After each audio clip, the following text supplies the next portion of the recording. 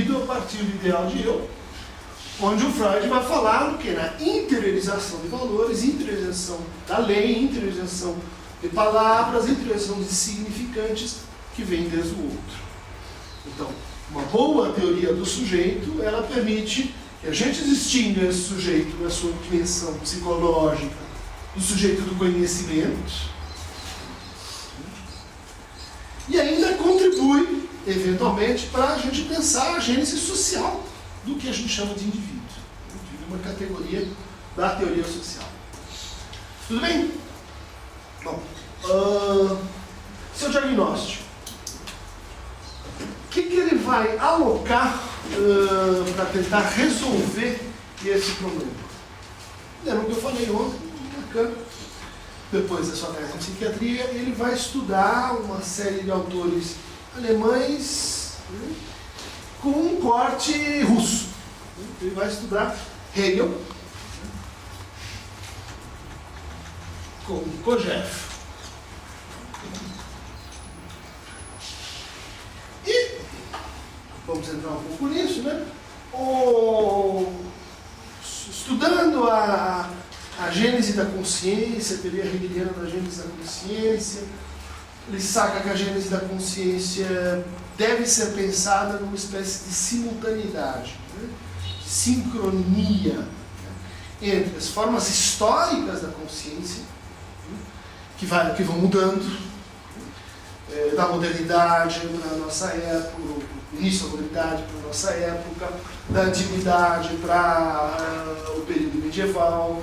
Ou seja, Hegel é um autor que critica Kant, né, que critica Descartes, que olha para os autores que fundaram a noção do sujeito na filosofia moderna e diz: está faltando uma coisa muito séria aqui. Né?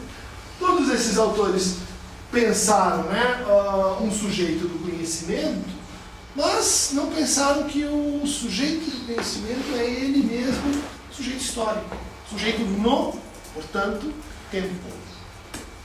Lembra do Myerson? Supressão do tempo, a gente elimina o tempo para conseguir estabelecer leis formais, mas isso tem um preço, né? Isso vai ter um resíduo, isso vai ter uma concepção de sujeito fora do tempo. Então, o Hegel é uma alternativa. Por quê? Porque ele vai pensar justamente as formas temporais da consciência, né, ao longo do seu processo de formação. Opa, legal. Quer dizer que, a cada momento, a consciência recupera a sua própria história para poder se colocar como uma consciência capaz de aprender objetos e mais, capaz de aprender a si mesmo como um objeto. Ótimo!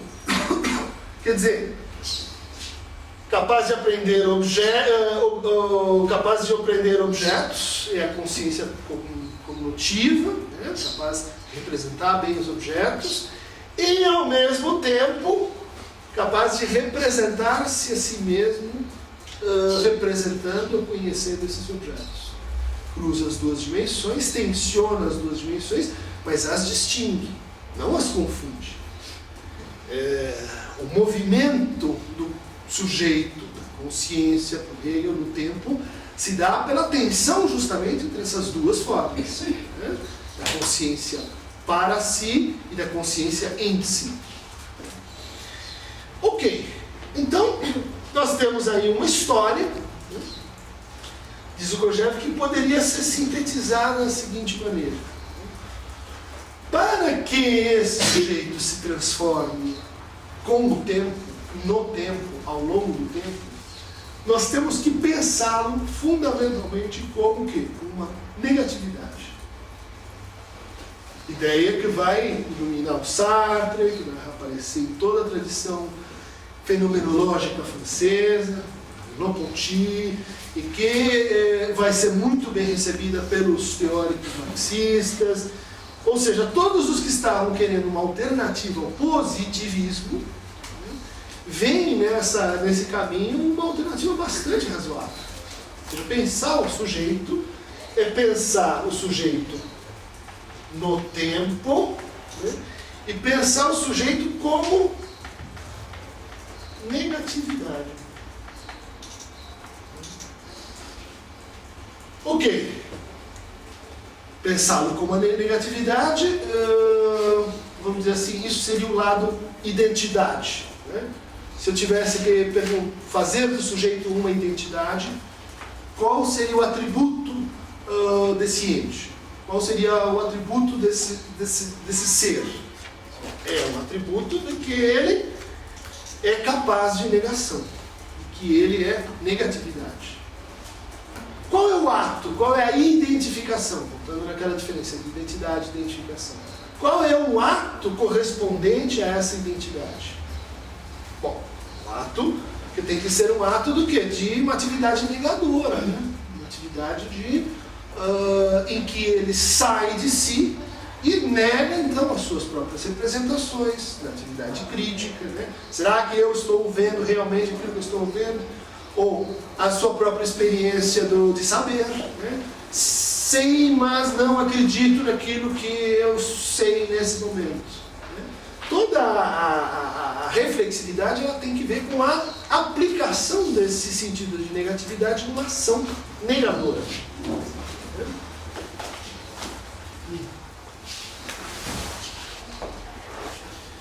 Então vamos distinguir a negatividade como atributo da consciência, da negação como ato do sujeito.